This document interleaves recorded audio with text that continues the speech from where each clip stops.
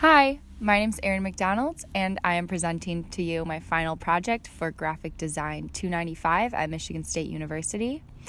The business solution I will be presenting today is called Fresh Vending, Healthy Meals for a Better World. Quick agenda for the day.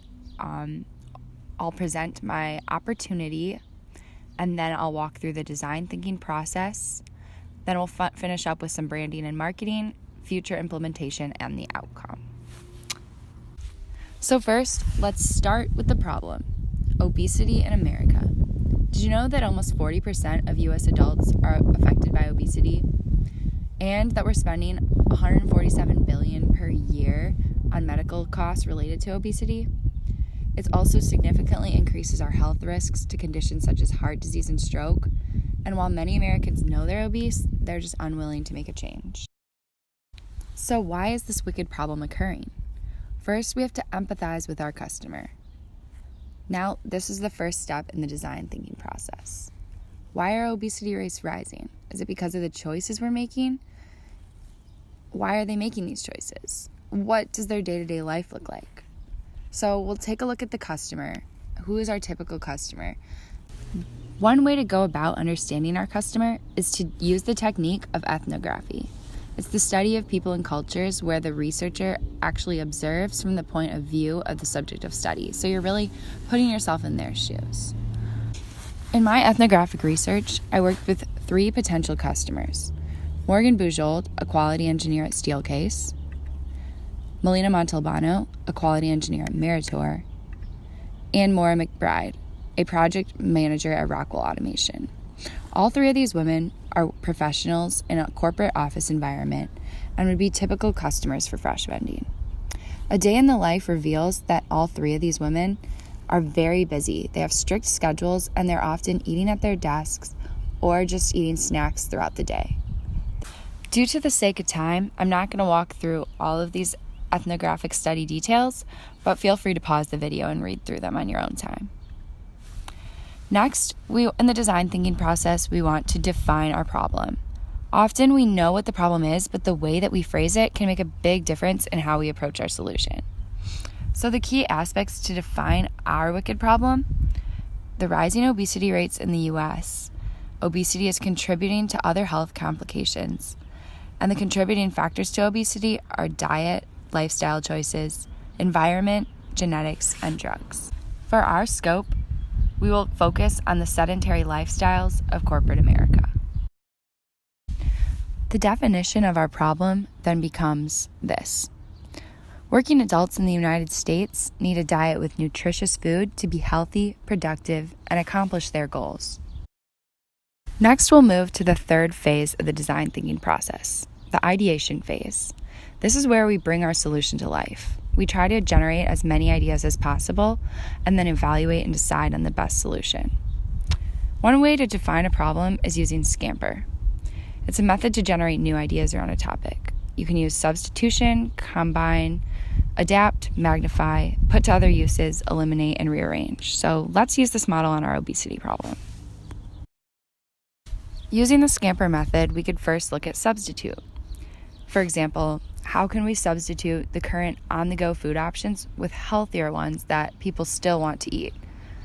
We could look at the options that are currently offered to determine what is popular, and then create a menu of similar options but with healthier ingredients. So, for example, substituting white rice for a rice cauliflower blend.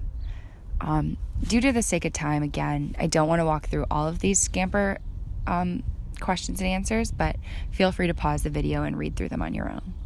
Another method we used in our research for the ideation phase is computational thinking. The 4 cornerstones of computational thinking include decomposition, pattern recognition, abstraction, and algorithms. So using these tools, we can help think of ways to break down that obesity problem even more. You can see on the grid how we used each of these different computational thinking methods to break down the obesity problem. For example, decomposition. What are some of the smaller problems that are contributing to obesity in a corporate setting? Well, there's the lack of movement due to the nature of the work. There's the fact that we have convenient food choices, but those convenient choices are not necessarily nutritious. And there's also the problem of busy schedules, so taking time to prepare healthy food is just not a priority. After the ideation phase, we've arrived at our solution: fresh vending health food vending machines. These are vending machines for corporate office environments that are refrigerated to sell fresh and healthy food. They provide a solution for mealtime for on-the-go employees with great taste, convenience, and affordability. Next, we want to move into the prototyping phase. So this is where we really start to generate our solution and come up with ideas. So following the lead of some cutting-edge retailers, we gathered inspiration from companies like Farmer's Fridge, Utique Shops, and Sunbox Vending, who are all doing refrigerated vending or just very unique cutting-edge ways to sell fresh, healthy food. Finally, we'll move into the testing phase of the design thinking process.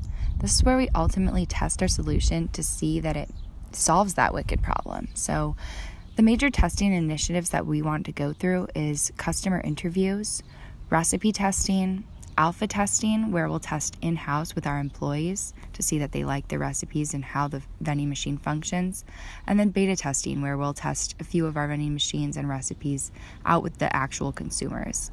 And then finally, we'll engage in post-launch customer feedback, collecting that data from surveys and email initiatives. Finally, we'll walk through the branding and marketing for fresh vending. We want to spread the word, build our image, and ensure that we're creating an effective solution. So to look at our marketing timeline, we're going to start in February of 2021, preparing the Instagram and Facebook account, and then moving into March of 2021, we'll launch the account. And the details are listed below. Finally, in April, we'll create our flyers and install the vending machine to kind of get a buzz and get the potential customers interested and informed. And then in May 2021, we will launch. I want to take a look at a sample web page for fresh vending as well. So we want to make sure our mission is clear, our customers get our vision and purpose right away, and we want to have a really good visual appeal with clear images, colorful food, and descriptions to draw the customer in. And of course, we wouldn't have a proper business model without our 3-year plan for growth. So looking at year 1, we want to implement fresh vending in 10 office locations, and this will be sort of our testing period. Our projected sales revenue for this period is $1.2 million, and you can see the calculations in the appendix. We also want to establish a strong social media presence during this first year. The second year will expand to 100 U.S. office locations, and our projected revenue will be $7.3 million. And by year 3, we want to continue our measured growth in office space, just making sure that we're doing so in a realistic and budgeted way, and then possibly expand into public space like shopping malls, parks, etc. And so the final outcome that Fresh Vending hopes to achieve is to be implemented in 500 U.S. locations by year 3. We want our year-to-date revenue to be greater than $15 million, but most of all, we want satisfied customers. That means solving our wicked problem of obesity that we initially set out to solve. We want our surveys to reach the goals of 90% satisfaction within the first year and greater than 50% reporting weight loss within the first year. So we can start really starting to make a difference in that wicked problem, lowering the rates of obesity in the U.S., just one bite at a time. As we know, a wicked problem is like eating an elephant. How do you do it? One bite at a time.